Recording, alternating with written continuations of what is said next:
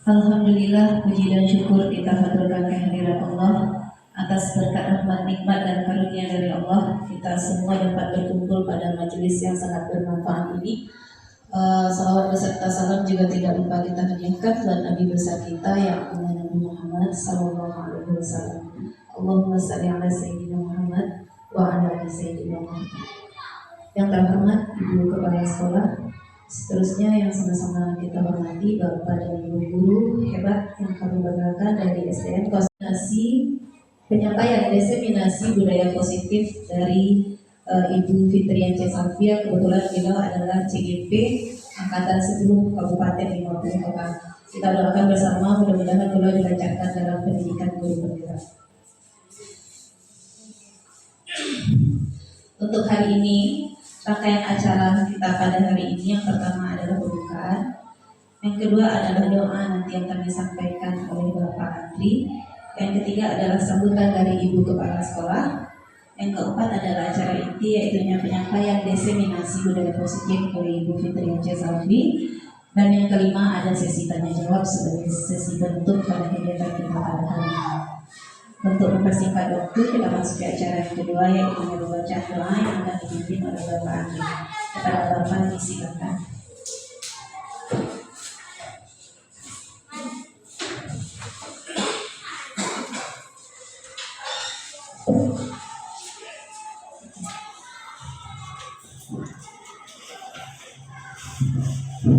Assalamualaikum warahmatullahi wabarakatuh. Jadi untuk rancangan acara kita pada hari ini, alangkah baiknya kita berdoa kepada Allah Subhanahu wa Ta'ala, mudah-mudahan acara kita selesai dari awal sampai akhir dan kita mendapatkan ilmu baru dari yang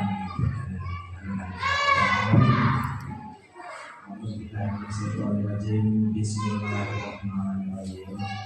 Alhamdulillahirrahmanirrahim. Wassalatu wassalamu ala asyrofil anbiya'i wal mursalin wa ala alihi wa sahbihi ajma'in. Rabbana zalamna anfusana wa la taghfir lana dhunubana wa la tuzigh qulubana ba'da idh hadaytana wa hab lana min ladunka Rabbana la tu'akhidhna in nasina wa akhtana. Rabbana la tahmil 'alaina isran kama hamaltahu 'ala alladziina Rabbana wa la tuhammilna ma la taqata lana wa'fu 'anna waghfir lana warhamna anta maulana fansurna 'alal qawmil kafirin. Rabbana atina fid dunya hasanah wa fil akhirati hasanah wa qina 'adzabannar.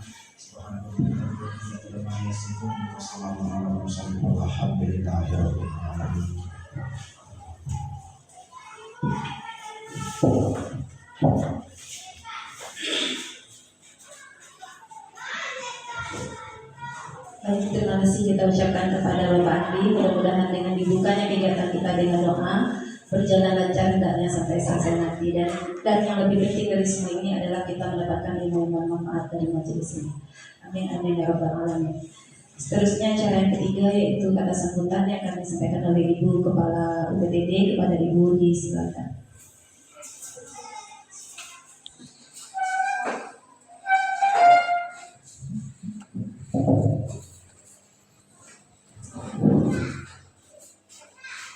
Bismillahirrahmanirrahim. Assalamualaikum warahmatullahi wabarakatuh.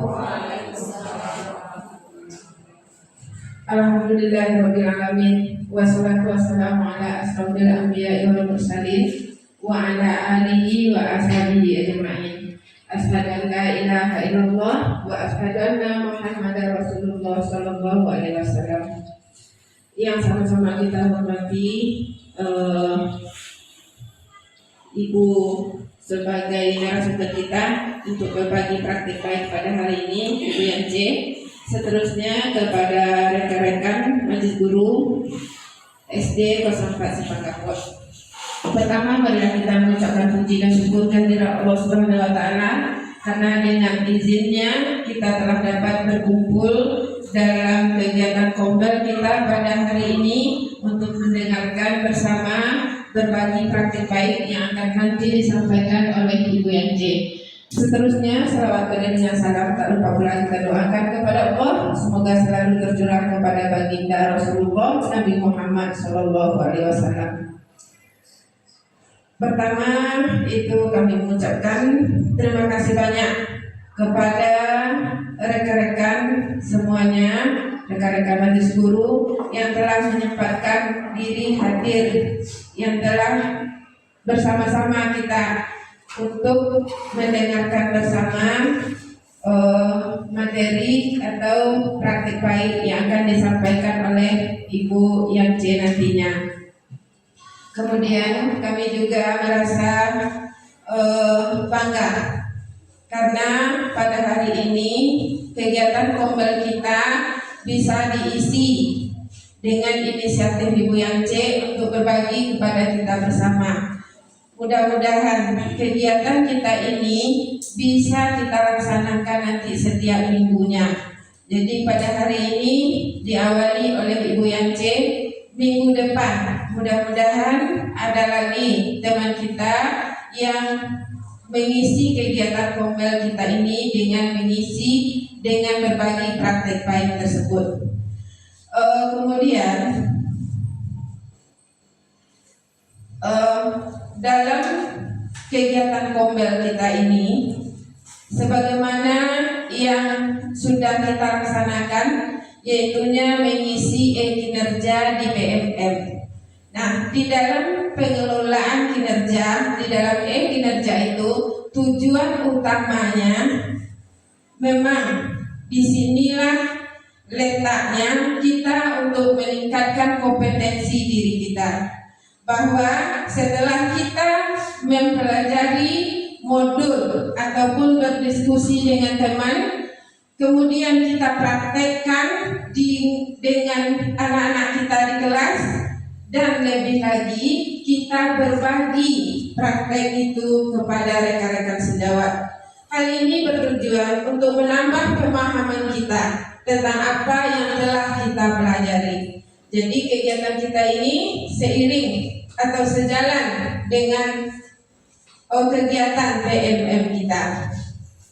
Kemudian kami berharap kegiatan kita ini akan menambah wawasan kita, kemudian menambah kompetensi diri kita, bahwa kita disuruh untuk berefleksi. Jadi berefleksi itu kita kembali melihat apa yang sudah kita lakukan, melihat dari dalam diri kita. Refleksi sama dengan bercermin, kita bercermin apa saja yang sudah kita peroleh, kemudian bagaimana kita melaksanakan pemahaman yang sudah kita peroleh, kemudian bagaimana hasilnya. Jadi kita sendiri yang melihat kerja kita. Nah, itu mungkin sebagai kata sambutan tadi yang diminta oleh protokol. Mudah-mudahan kegiatan kita hari ini itu berjalan dengan lancar dan mendapat ridho dari Allah Subhanahu wa taala. Terima kasih kepada semuanya. Mohon maaf atas segala kekurangan. Wabillahi taufiq wal hidayah. Wassalamualaikum warahmatullahi wabarakatuh.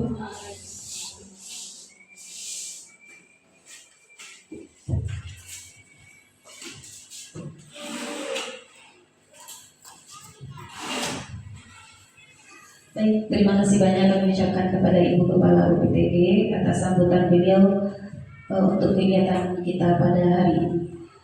Cara selanjutnya tentunya kita masuk kepada acara inti, yaitu diseminasi budaya positif atau menyebarkan pemahaman dan penerapan pengalaman dalam modul budaya positif yang akan disampaikan oleh Ibu Fitrian C. Salvi. Dalam hal ini beliau adalah CGP Angkatan 10 Kabupaten 50 Kota. Kepada Ibu Fitrian C. Salvi kami persilakan.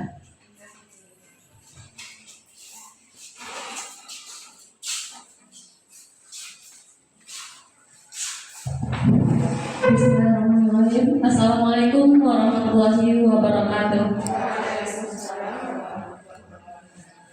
Alhamdulillahirabbil alamin, arsalah rasulahu bil huda wa dinil haq liyusrahu ala dini kulli walau karihal kafirun walau karihal munafiqun. Asyhadu an la ilaha illallah wa asyhadu anna Muhammadan abduhu wa rasuluh sallallahu alaihi wasallam. La nabiyya ba'da, amma ba'du. Yang terhormat Ibu Kepala UPTD SDN 04 Simpang Kapua, Ibu Misnahti SPT SD. Yang terhormat Bapak dan Ibu Guru Hebat SDN 04 Simpang Kapua. Puji syukur marilah sama-sama kita ucapkan kehadiran Allah Subhanahu wa Ta'ala yang telah melimpahkan rahmat, nikmat dan karunia-Nya kepada kita bersama, sehingga dengan rahmat dan karunia-Nya jugalah kita telah dapat melaksanakan acara kita pada hari ini. Selawat beserta salam tidak lupa pula kita doakan kepada Allah, semoga diantarkannya kepada junjungan umat Islam sedunia, yakni Nabi besar Muhammad Sallallahu Alaihi Wasallam, yang telah bersusah payah membawa umatnya dari alam kegelapan ke alam yang tidak kenal ilmu pengetahuan, ke alam yang terang benderang seperti yang kita rasakan sekarang ini. Baiklah, pada kesempatan kali ini saya akan mencoba itu menyebarkan pemahaman dan penerapan pengalaman, yaitu tentang budaya positif. Sebelumnya saya ucapkan terima kasih kepada moderator yang telah memberikan kesempatan untuk bisa tampil di depan Bapak dan Ibu guru hebat semuanya. Dan terlebih dahulu saya mengucapkan mohon maaf jika ada nanti penyampaian saya yang tidak pada tempatnya, dan juga saya di sini ini agak merasa sedikit canggung gitu, karena yang di hadapan saya ini adalah Bapak dan Ibu guru hebat, bahkan setengahnya adalah senior-senior saya. Tapi untuk hari ini izinkan saya untuk menyebarkan pemahaman dan penerapan pengalaman, yaitu tentang budaya positif. Di dalam pendidikan, kita itu diibaratkan sebagai seorang petani, di mana petani memiliki peranan penting agar tanaman tumbuh subur. Kita akan memastikan bahwa tanah tempat tumbuhnya tanaman adalah tanaman yang cocok untuk ditanami. Berarti tanah yang dimaksud di sini adalah sekolah tempat kita mengajar. Tugas kita sebagai guru harus mengusahakan sekolah itu menjadi menyenangkan, sehingga karakter murid tumbuh dengan baik. Murid akan mampu menerima dan menyerap suatu pembelajaran bila lingkungan di sekelilingnya terasa aman dan nyaman. Apabila seseorang merasakan tekanan-tekanan dari lingkungannya, maka proses pembelajaran akan sulit terjadi. Jadi, salah satu tanggung jawab seorang guru adalah bagaimana menciptakan suatu lingkungan yang positif. Dan bagaimana menciptakan suatu lingkungan positif yang terdiri dari warga sekolah yang saling mendukung, saling belajar, saling bekerja sama untuk menciptakan kebiasaan-kebiasaan baik yang akan tumbuh menjadi karakter dan akan membentuk sebuah budaya positif.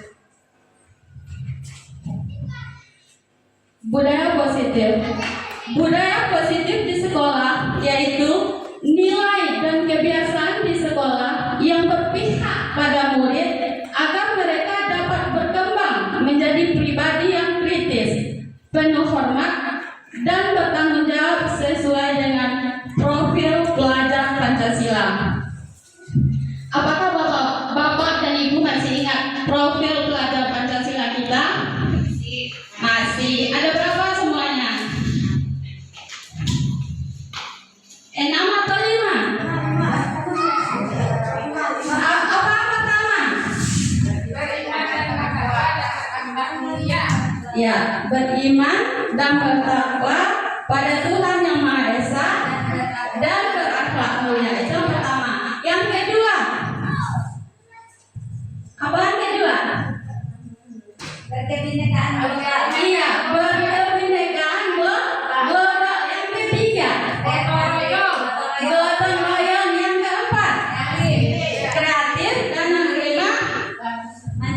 mandiri. Kenalan kritis. Ya, itulah profil pelajar Pancasila. Nah, ada 7 konsep utama budaya positif. Yang pertama yaitu perubahan paradigma belajar. Yang kedua, disiplin positif. 3, kebutuhan dasar manusia. 4, motivasi perilaku manusia. 5, restitusi, posisi kontrol guru. 6, keyakinan kelas. Dan yang terakhir itu segitiga restitusi. Baiklah, kita bahas dulu yang pertama, yaitu tentang perubahan paradigma belajar.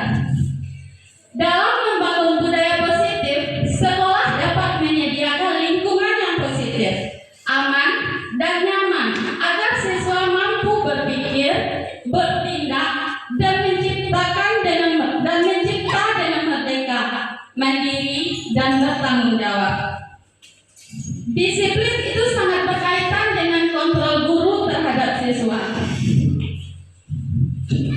Nah, sekarang kita akan melakukan itu sebuah ice breaking.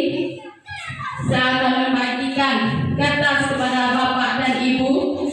Nanti di kertas ini Bapak dan Ibu guru tulis apa yang paling berharga ya di dalam hidup kita. Nah, tulis di kertas ini nantinya apa yang paling berharga di dalam hidup kita.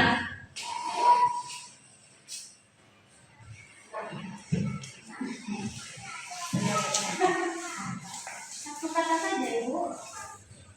Yang paling berharga. Ini ada mau mereka. Boleh.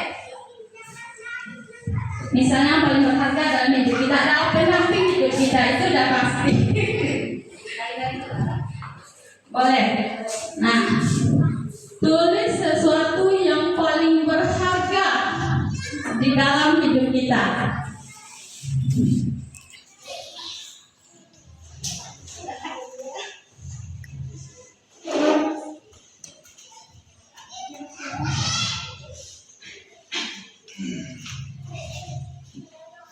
Sudah?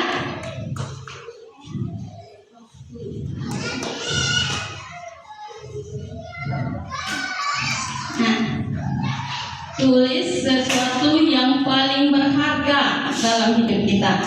Sudah Bapak Ibu? Sudah. Nah, sekarang yang paling berharga itu kita genggam erat-erat. Genggam. Yang paling berharga itu kita genggam erat-erat. Sudah? Nah, sekarang Ibu Messi udah digenggam yang paling berharganya, Bu. Genggam yang jatuh, genggam. Nah, sudah. Berarti kita telah menulis sesuatu yang paling berharga di dalam hidup kita. Nah, sekarang Ibu Messi coba buka genggaman Ibu Narti. Coba buka Ibu Messi.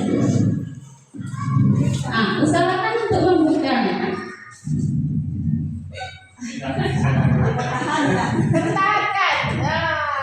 Bagaimana Bu Messi? Nah,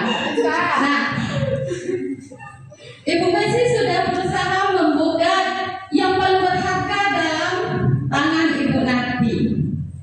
Nah, sekarang kita tanya kepada Ibu Narti, kenapa dia tidak mau membuka yang paling berharga dalam genggamannya? Silakan. Ya, yang paling berharga itu tentu yang mengetahui diri kita sendiri. Kemudian boleh kalau ingin melihat yang paling berharga itu disilakan, tapi jangan dengan paksa, ada caranya Bu Messi. Tapi kalau yang berharga dari kita diambil dengan tanpa berbicara, artinya dengan tanpa izin, tentu kita akan mempertahankan apa yang berharga dari diri kita tersebut. Begitu. Nyala teks dulu. Iya, terima kasih Bu Narti.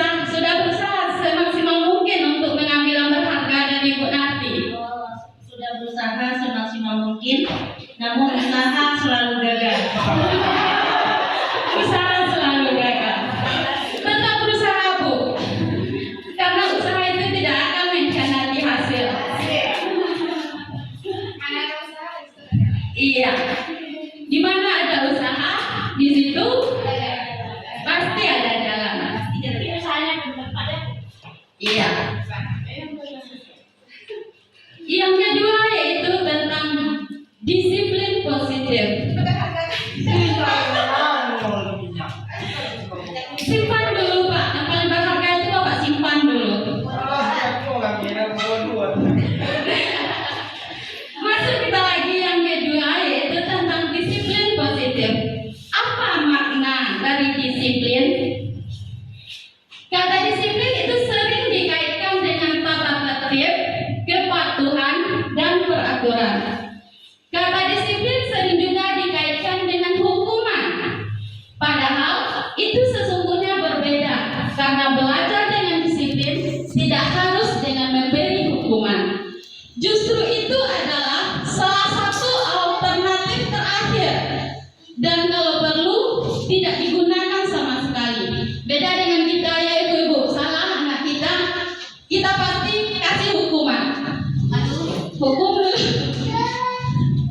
Nah, Ki Hajar Dewantara menyatakan bahwa untuk mencapai kemerdekaan atau dalam konteks pendidikan kita saat ini dan untuk menciptakan murid yang merdeka, syarat utamanya adalah harus ada disiplin yang kuat. Disiplin yang dimaksud adalah disiplin diri yang memiliki motivasi internal. Jika kita belum memiliki motivasi internal, maka kita akan memerlukan pihak lain untuk mendisiplinkan kita. Jadi, untuk melakukan disiplin ini, kita harus mulai dulu dari dalam diri kita. Kita niatkan dulu untuk kita akan melakukan disiplin tersebut. Nah, bagaimana Bapak dan Ibu? Udah ngantuk? Iya. Kalau gitu kita ice breaking dulu.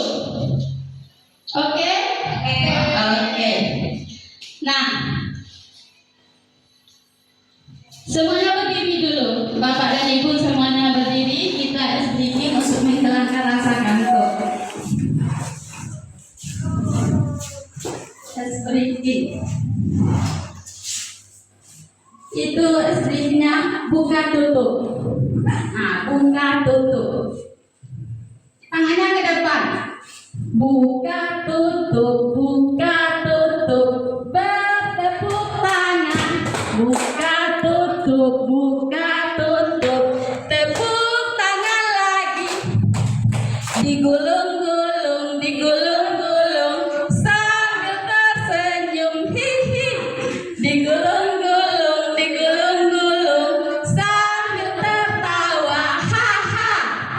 belum kompak, kita ulang lagi satu kali lagi. Ya, tangannya ke depan. Buka tutup, buka tutup. Bertepuk tangan. Buka tutup, buka tutup.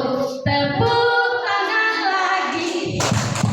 Digulung-gulung, digulung-gulung sambil tersenyum. Hihi. Digulung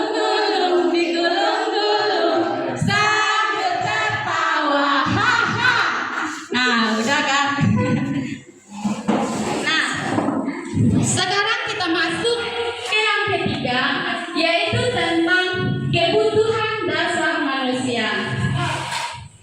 Realita atau kebutuhan setiap orang itu berbeda.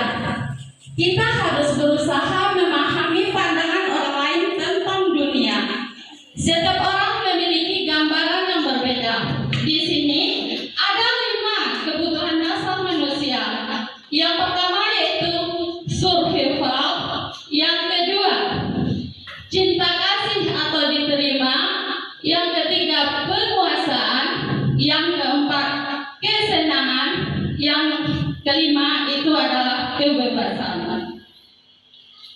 Nah, ini ada kasus Ibu Ria, guru kelas 6 di SD Permai, sedang bingung menghadapi ulah salah satu murid di kelasnya yang bernama Agus. Beberapa anak telah datang dan mengeluhkan Agus yang seringkali meminta bekal makan siang mereka dengan paksa. Jika kita menghadapi menghadapi situasi seperti bulia, apa yang akan kita lakukan? Menurut kita bersama, kira-kira apa alasan Agus melakukan hal itu? Nah, Bapak dan Ibu, jika itu terjadi pada kita, apa yang kita lakukan? Marah. Ya, menghukumnya. Berarti jika kita sebagai bulia dan menemui hal seperti itu, hal yang pertama kita lakukan adalah dengan pendekatan, dengan hukuman. Nah, dalam konteks penerapan disiplin positif, Ibu Ria sebaiknya mencari tahu dulu alasan Agus melakukan tindakan tersebut agar mengetahui kebutuhan mana yang sedang berusaha dipenuhi Agus. Yang pertama, Agus lapar dan orang tuanya tidak membawakannya bekal makan siang. Itu adalah kebutuhan yang pertama, survival, kebutuhan bertahan hidup. Alasan yang kedua, teman Agus jadi perhatian sama Agus. Itu termasuk dalam kebutuhan kasih sayang dan rasa yang diterima. Yang ketiga, dia merasa hebat karena temannya jadi takut dan menuruti keinginannya. Itu adalah power atau penguasaan. Yang keempat, Agus merasa bosan dengan bekal yang dibawakan oleh orang tuanya karena selalu bekal yang sama. Itu termasuk ke dalam freedom atau kebebasan. Agus hanya iseng dan dia menikmati ekspresi wajah temannya yang kesal. Itu masuk ke dalam kesenangan. Nah,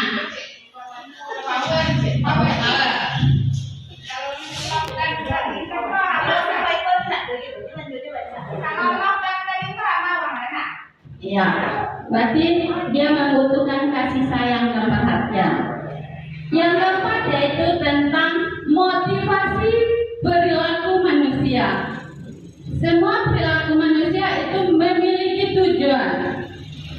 Motivasi itu terbagi dari dua, yaitu motivasi eksternal yang berasal dari luar, dan yang kedua yaitu motivasi internal yang berasal dari dalam diri kita. Untuk menghindari ketidaknyamanan atau hukuman, itu termasuk dalam motivasi eksternal. Yang kedua, untuk mendapatkan imbalan dari orang lain atau institusi, itu juga termasuk ke dalam motivasi eksternal. Tiga, untuk menghargai diri sendiri, itu masuk ke dalam motivasi internal. Nah, ini adalah perbedaan antara hukuman, konsekuensi, dan restitusi. Yang masuk ke dalam hukuman, guru menghukum siswa tersebut hormat ke bendera selama 10 menit. Guru marah dan murid takut, itu termasuk ke dalam hukuman.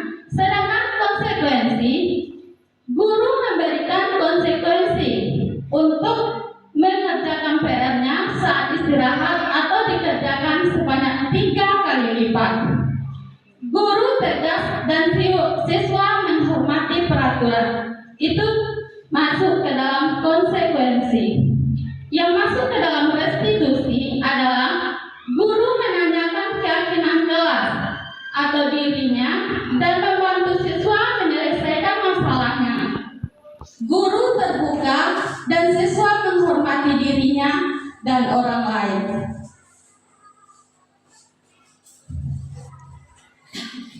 Nah, ini contoh hukuman dan konsekuensi.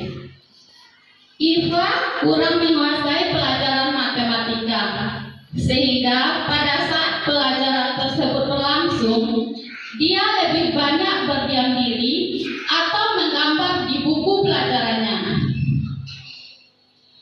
Pada saat guru matematikanya, Pak Seno, bertanya pada Iva, dan Iva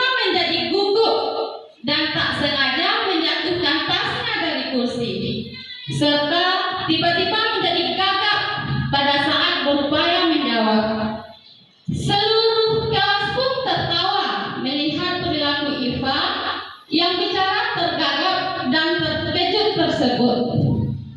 Pak Seno pada saat itu membiarkan teman-teman Iva menertawakan Iva yang tergagap dan malu luar biasa, dan malahan minta Iva untuk maju ke depan dan berdiri di depan kelas sambil menunjuk hidungnya karena tidak bisa menjawab pertanyaan dari Pak Seno. Kelas pun semakin gaduh dan anak-anak pun tertawa melihat Iva di depan kelas memegang ujung hidungnya. Nah, apakah kita setuju dengan tindakan Pak Seno terhadap Iva? Tidak. Apa alasan kita mengatakannya tidak? Iya, bagus Ibu Dela. Karena itu bisa membunuh karakter anak. Ya. Pertanyaan yang kedua, menurut kita tindakan Pak Seno terhadap Iva adalah sebuah hukuman atau konsekuensi? Sebuah hukuman. Apa alasannya? Karena tidak relevan dengan kegiatannya yang hari itu, tidak untuk mencapai tujuan. Iya, tindakan Pak Seno terhadap Iva itu tidak relevan terhadap tujuan yang ingin dicapai. Seharusnya Pak Seno ini menerapkan restitusi ya Bu.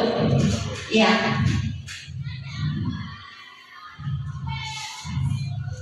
Nah, hukuman itu termasuk ke dalam identitas gagal, sedangkan konsekuensi dan restitusi itu masuk ke dalam identitas berhasil yang nantinya bisa sukses. Hukuman itu sesuatu yang menyakitkan harus terjadi, sedangkan konsekuensi sesuatu harus terjadi. Restitusi merupakan pilihan. Itulah perbedaan hukuman, konsekuensi, dan restitusi. Kedua, hukuman tidak nyaman untuk murid atau anak dalam waktu yang panjang, sedangkan konsekuensi tidak nyaman untuk murid atau anak untuk jangka waktu yang pendek. Sedangkan restitusi itu bisa menguatkan untuk murid atau anak dalam jangka waktu yang panjang. Korban mendapatkan keadilan. Kalau konsekuensi, korban bisa diabaikan. Restitusi, korban mendapatkan ganti. Hukuman, murid atau anak akan tersakiti. Konsekuensi, murid atau anak dibuat tidak nyaman. Dan restitusinya, murid atau anak mendapatkan penguatan. Hukuman, perilaku pasif, agresif meningkat. Sedangkan konsekuensi, penguatan hanya bertahan dalam jangka waktu pendek. Dan restitusi, masalah itu dapat terpecahkan. Hukuman, sistem tidak akan berjalan bila murid tidak takut. Konsekuensi, memerlukan monitoring dan supervisi terus-menerus dari guru. Restitusi, murid belajar bertanggung jawab untuk perilakunya. Hukuman berlaku hanya pada sebuah institusi, tidak berlanjut pada kehidupan nyata. Konsekuensi, membantu penerapan mengikuti peraturan dalam masyarakat. Restitusi, fokus pada pemecahan masalah dalam jangka waktu panjang. Hukuman, peraturannya adalah kamu harus. Nah, itu kata-katanya. Sedangkan konsekuensi, apa peraturannya? Mampukah kamu melakukannya?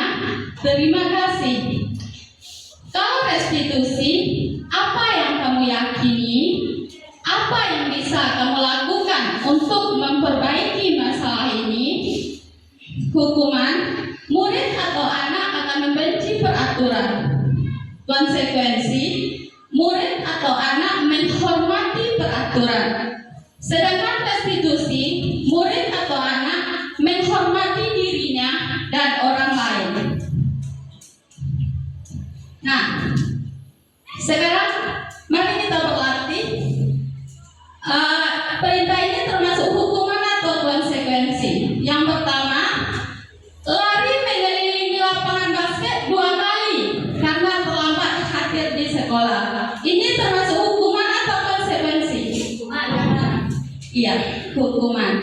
Yang kedua, membersihkan coretan yang dibuatnya di dinding. Iya, konsekuensi. Yang ketiga, murid diminta untuk push up 15 kali karena tidak menggunakan masker ke sekolah. Hukuman atau konsekuensi? Iya, hukuman. Yang keempat, menggantikan kertas tugas teman yang telah dicoret-coret. Iya, konsekuensi. Berjemur di lapangan basket pukul 12 sampai siang karena mengobrol dengan teman.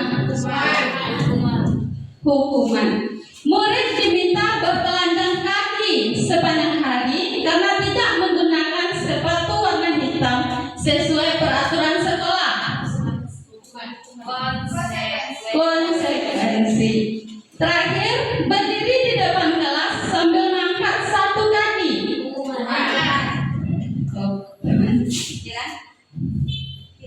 Iya. Ini jawabannya. Hukuman. Pokoknya yang bersifat fisik hukuman ya. Ya, yang bersifat fisik atau dapat apa namanya, yang membuat mentalnya terpukul, itu termasuk ke dalam hukuman. Nah, yang kelima yaitu posisi kontrol seorang guru. Sebagai seorang guru, kita mempunyai 5 posisi kontrol. Yang pertama yaitu sebagai penghukum, yang kedua sebagai teman, yang ketiga pembuat merasa bersalah, yang keempat sebagai pemantau, dan terakhir sebagai manajer. Nah, ini adalah contoh penerapan 5 posisi kontrol seorang guru. Ada kasusnya. Kasusnya yaitu siswa tidak memakai atribut lengkap saat upacara bendera. Kalau kita memposisikan diri kita sebagai penghukum, maka kita akan mengatakan kepada anak itu, patuhi aturan sekolah, lalu berdiri di depan barisan. Itu kita berada pada posisi kontrol penghukum. Kalau kita berada pada posisi pemantau, kita akan mengatakan pada anak, kamu sedang melanggar. Apa peraturan dan konsekuensinya? Nah, itu perkataan kita pada anak itu. Berarti kita sedang berada pada posisi pemantau. Iya. Yang ketiga, posisi kita sebagai teman. Kita akan mengatakan kepada anak, ayolah yang tertib, buat guru bangga. Kali ini tidak apa-apa kamu salah. Nah, di sini kita berada pada posisi kontrol sebagai teman. Kemudian kalau kita berada pada membuat rasa bersalah, kita akan mengatakan ini pada anak. Berapa kali Bu Guru harus memberitahu kamu, nak? Bu Guru kecewa sama kamu. Nah, dengan mengatakan demikian kepada anak, anak itu seolah-olah menyadari kesalahannya dan merasa dia telah bersalah berbuat seperti itu. Itu kontrol kita sebagai pembuat rasa bersalah. Nah, yang terakhir, kalau kita berada pada posisi kontrol sebagai manajer, kita akan mengatakan, apakah kamu tahu kesalahan kamu, nak? Nah, kira-kira bagaimana kamu akan memperbaiki kesalahan ini? Itu posisi kita jika kita berada pada posisi manajer. Nah, di antara kelima ini, posisi mana yang sedang kita jalankan? Jika kita mengetahui saat upacara ada anak yang tidak lengkap atributnya, iya, kita baru menjalankan posisi kontrol kita sebagai guru. Itu adalah sebagai penghukum. Kita pasti berteriak di depan teman-temannya, mana sepatunya, nak? Kenapa nggak pakai sepatu hitam, nak? Kita pasti akan bicara seperti itu kepada anak. Dengan kita berbicara seperti itu, berarti kita berada pada posisi kontrol guru sebagai penghukum. Dengan begitu, anak itu akan selalu ingat apa kata-kata yang telah kita keluarkan itu, dan itu akan membekas di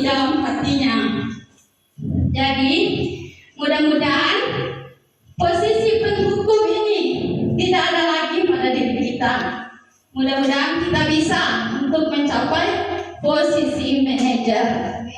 Amin. Nah, ini adalah contoh kalimat posisi kontrol guru. Saya kecewa sekali dengan kamu. Itu masuk ke dalam membuat merasa bersalah. Kamu tidak pernah benar melakukannya. Nah, berarti sambil menghati, ada anak kita tidak yang salah mengerjakannya. Kamu tidak pernah benar melakukannya. Nah, kita sering melakukan itu terhadap anak kita. Tapi kita berada pada posisi kontrol sebagai penghukum. Nah, ayolah lakukan demi ibu atau bapak. Nah, berarti kita sedang berada pada posisi teman. Selanjutnya, apakah kamu mau mendapatkan stiker bintang hari ini? Itu kita berada pada posisi pemantau. Bagaimana kamu bisa menyelesaikan masalah ini? Nah, kita tanya dulu, bagaimana anak itu bisa untuk menyelesaikan masalahnya? Di sini kita sudah berada pada posisi kontrol guru sebagai manajer. Nah, yang terakhir, kamu selalu yang paling terakhir. Nah, kata-kata itu kita berada pada posisi kontrol guru sebagai penghukum. Nah, yang keenam itu tentang keyakinan kelas. Keyakinan kelas adalah nilai-nilai kebajikan atau prinsip-prinsip universal yang disepakati bersama secara universal lepas dari perbedaan agama, suku, negara, dan bahasa. Menurut Gossem tahun 1998, suatu keyakinan akan lebih memotivasi seseorang dari dalam atau intrinsik. Seseorang akan lebih bersemangat untuk menjalankan keyakinannya daripada hanya sekedar mengikuti peraturan. Nah, ini adalah langkah-langkah dalam pembentukan keyakinan kelas. Dalam membentuk keyakinan kelas, itu yang pertama, pembentukan keyakinan kelas itu lebih bersifat abstrak daripada peraturan yang lebih rinci dan konkret. Keyakinan kelas merupakan pernyataan universal. Pernyataan keyakinan kelas dibuat dalam bentuk positif. Keyakinan kelas hendaknya tidak terlalu banyak sehingga mudah diingat dan dipahami. Keyakinan kelas sebaiknya sesuatu yang dapat diterapkan di lingkungan tersebut. Semua warga kelas ikut berkontribusi dalam pembuatan keyakinan kelas lewat kegiatan curah pendapat. Bersedia meninjau kembali keyakinan kelas dari waktu ke waktu. Bagaimana Bapak Ibu? Ini bapak-bapaknya udah mulai ngantuk. Nah, Ibu Messi mungkin bisa menyumbangkan suara emasnya atau permainan atau apa. Silakan Ibu Messi. Nah, untuk itu kita minta dulu kepada Ibu Messi untuk menampilkan briefingnya, menghibur bapak-bapak ini agar ngantuknya hilang. Baiklah Bapak dan Ibu guru hebat, pada kesempatan ini apa kegiatan kita? Menyanyi. Nyanyi apa ya? Tonggo Bilansa ya? Pak Tonggo Bilansa. Dengan apa? Dengan vokal U atau O? O ya? O. Ya semangat. Sebelum kita bernyanyi, tepuk tangan terlebih dahulu. Ya.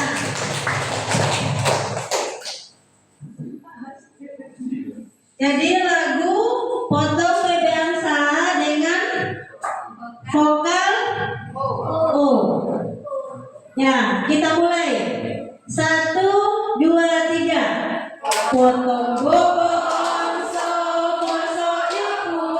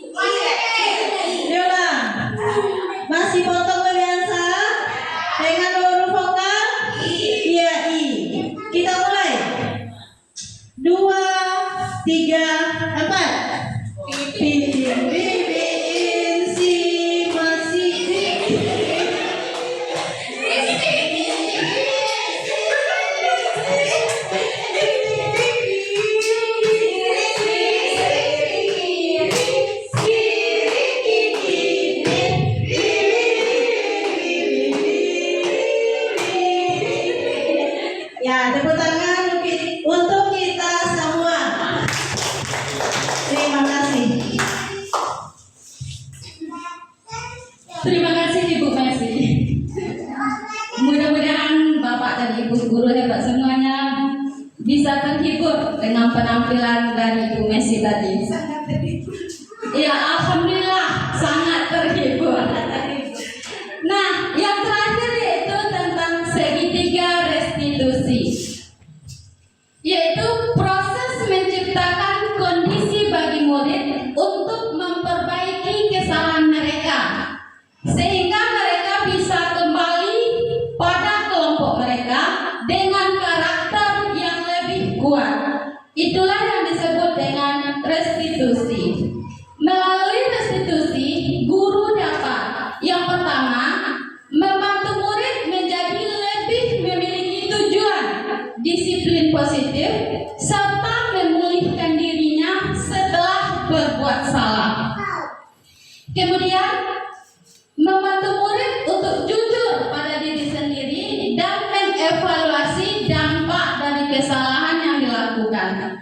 Yang terakhir, memberikan penawaran, bukan paksaan. Nah, itu adalah gambar segitiga restitusi. Yang pertama yaitu menstabilkan identitas, yang kedua validasi tindakan yang salah, dan yang ketiga menanyakan keyakinan. Nah, ada 3 tahapan dalam segitiga restitusi. Yang pertama yaitu menstabilkan identitas. Dalam menstabilkan identitas ini, kita bisa mengatakan kepada anak itu, berbuat salah itu tidak apa-apa. Tidak ada manusia yang sempurna. Saya juga pernah melakukan kesalahan seperti itu. Kita bisa menyelesaikan ini. Bapak atau ibu tidak tertarik mencari siapa yang salah, tapi bapak atau ibu ingin mencari solusi dari permasalahan ini. Kamu berhak merasa begitu. Itu adalah kata-kata yang kita ucapkan kepada anak. Itu dalam tahapan yang pertama, yaitu menstabilkan identitas. Yang kedua, tahapan yang kedua yaitu validasi tindakan yang salah. Dalam memvalidasi tindakan yang salah ini, kita bisa mengatakan, kamu pasti punya alasan mengapa melakukan hal itu. Kita tanya dulu, apa alasan dari anak kita itu melakukan hal yang demikian. Kemudian, kamu patut bangga pada dirimu sendiri karena kamu telah melindungi sesuatu yang penting buatmu. Nah, itu seperti yang kita lakukan tadi. Itu kita mempertahankan sesuatu yang berharga pada diri kita. Tahapan yang terakhir yaitu menanyakan keyakinan. Apa yang kita percaya sebagai kelas atau keluarga? Apa nilai-nilai umum yang telah disepakati? Apa bayangan kita tentang kelas yang ideal? Kamu mau jadi orang yang seperti apa? Itu adalah contoh-contoh perkataan atau ucapan kita pada anak pada tahapan yang ketiga. Ini adalah contoh penerapan segitiga restitusi.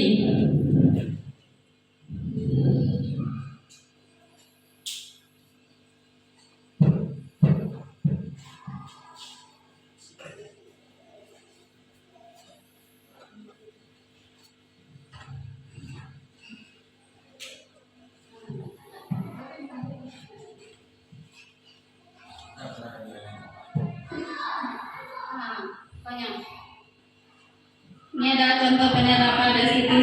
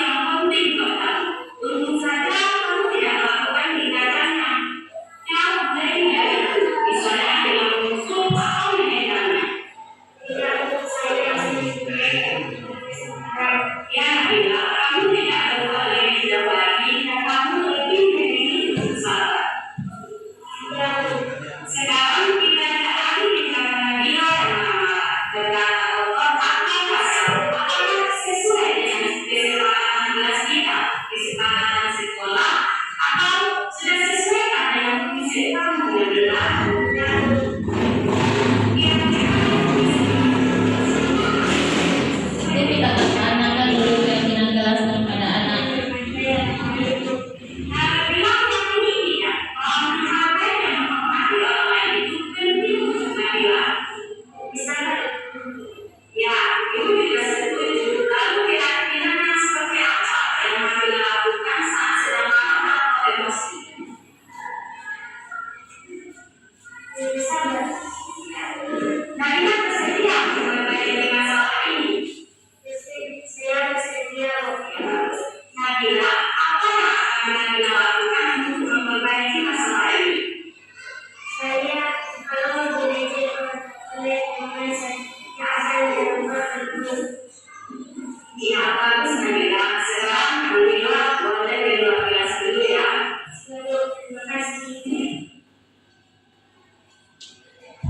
Nah, itu adalah contoh video penerapan segitiga restitusi. Jadi, dalam menghadapi anak bermasalah, itu kita sebisa mungkin menerapkan restitusi. Kita tanya dulu apa penyebabnya, alasannya, dan kita carikan solusinya. Dengan berakhirnya video tadi, maka berakhir pula penyampaian itu tentang budaya positif. Saya mengucapkan terima kasih atas segala perhatian. Mohon maaf atas segala kekurangan. Wabillahi taufiq wal hidayah. Assalamualaikum warahmatullahi wabarakatuh.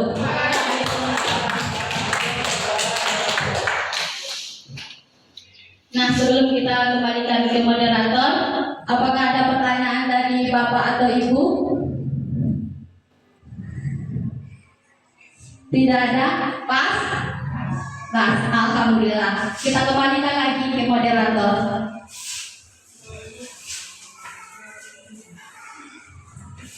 Oke, kita beri aplaus sekali lagi untuk narasumber kita pada hari ini. Terima kasih Ibu Fitri Ence Salafi yang telah berbagi pemahaman mengenai budaya positif kepada kita bersama. Materi yang beliau sampaikan sangat lengkap sekali dan sangat bermanfaat sekali untuk kita sebagai seorang pendidik tentunya. Dan mudah-mudahan apa yang telah dipaparkan oleh Ibu Ence tadi sedikit banyaknya menjadi ilmu bagi kita. Dan yang paling penting dari semua ini adalah bagaimana kita bisa menerapkan apa yang sudah kita dapatkan pada hari ini, tentunya untuk kebaikan kita bersama dan bagi peserta didik kita juga. Dengan berakhirnya diseminasi budaya positif ini, berakhir juga lah kegiatan program kita hari ini. Mudah-mudahan apa yang sudah kita lakukan ini menjadi amal ibadah untuk kita tentunya. Dan sampai jumpa di acara kompel kita minggu depan. Saya sebagai moderator minta maaf. Saya akhiri dengan wabillahi taufiq wal hidayah. Assalamualaikum warahmatullahi wabarakatuh. Waalaikumsalam.